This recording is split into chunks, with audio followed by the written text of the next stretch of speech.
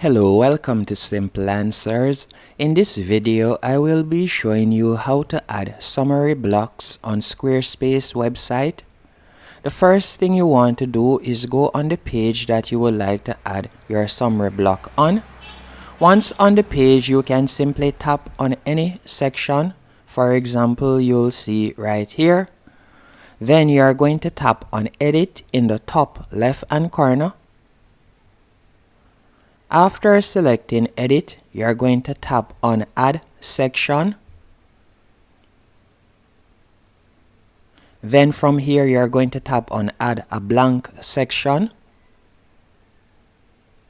After doing that, you are going to see the blank section appear and you are going to tap on Add Block.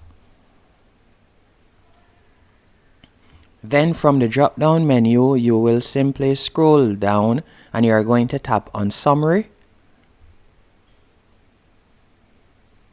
As you can see right here.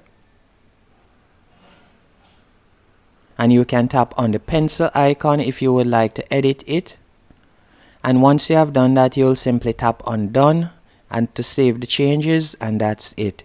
Hope you found this video helpful and informative.